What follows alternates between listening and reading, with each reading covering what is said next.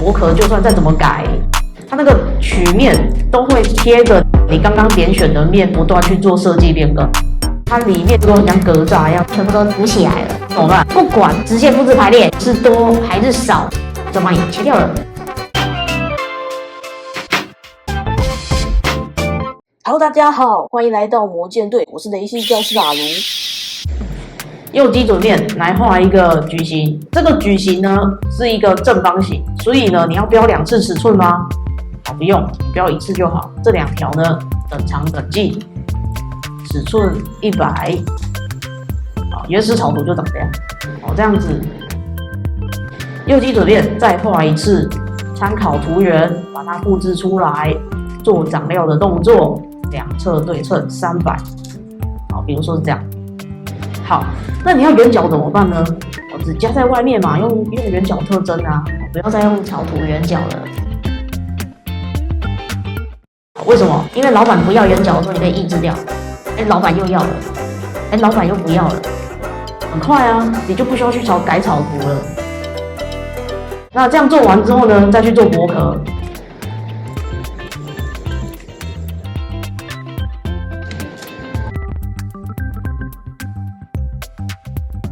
做到现在这个状态的时候呢，我要请你切换到曲面的指令，里面有一个叫做偏移曲面。我们之前已经玩过很多次了，请你设定0，然后把里面的内壁选起来。为什么？因为我们等一下要用到。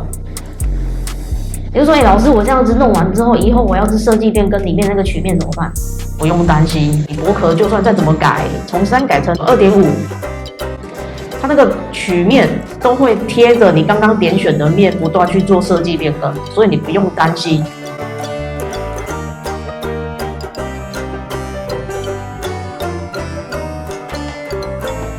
接下来呢，我要开始在里面去做这个一排一排的。其实也很简单，我们在这个平面上产生一个新的平面，往内偏。你看你要从哪里去做开始？比如说，我觉得我想要再往里面一点，比如说50好了。好，50的地方呢，去画草图。那你就可以怎么样？好，这个草图1呢，先隐藏起来，然后呢，用偏移图源的方式，选择连续偏移，开始吧。这边，我想要全部等一下偏移，然后按右键，然后选择回圈 ，OK， 好。反转，往外，假设是10 mm 好了。这个状态下去做长料。那刚刚我们是长多少？我们是长300嘛，对不对？好，那这个它不需要那么厚啦，比如说5好了。好，然后呢，我想要往左边长，不是往左边，看错往左边长5 mm， 或者是你觉得5太厚了，3也可以。你都长出来了，老师。补起来了呢，怎么办？好，不要担心，不要担心。我们先把那个直线复制排列的东西做完，我再告诉你那个里面补起来的地方怎么办哦。直线复制排列，方向1就是这边，因为我要往左右两边长嘛，我不是要往前往后长嘛，所以我要选的方向就是X 轴的方向。因为我没有做基准轴，所以我直接用零件身上的边线可不可以？也可以。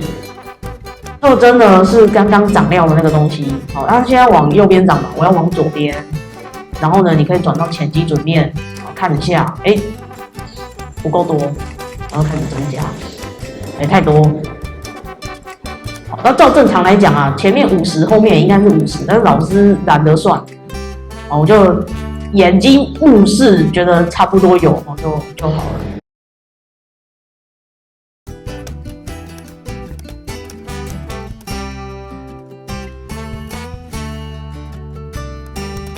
假设是这样，不行怎么办？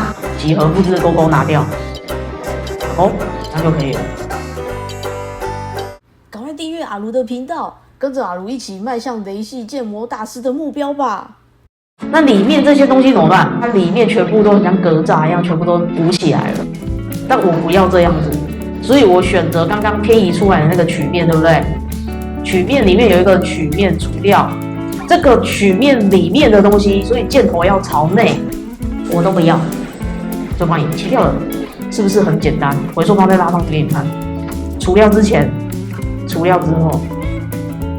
所以不管你的直线复制排列是多还是少，它都不受影响。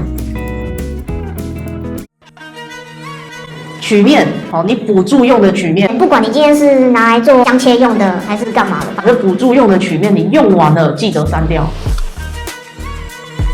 为什么呢？因为如果你要转成 STL 档去做 3D 列印的时候，你那个曲面没有删掉，很容易会造成 STL 档的破面。啊，破面你又要补，很麻烦。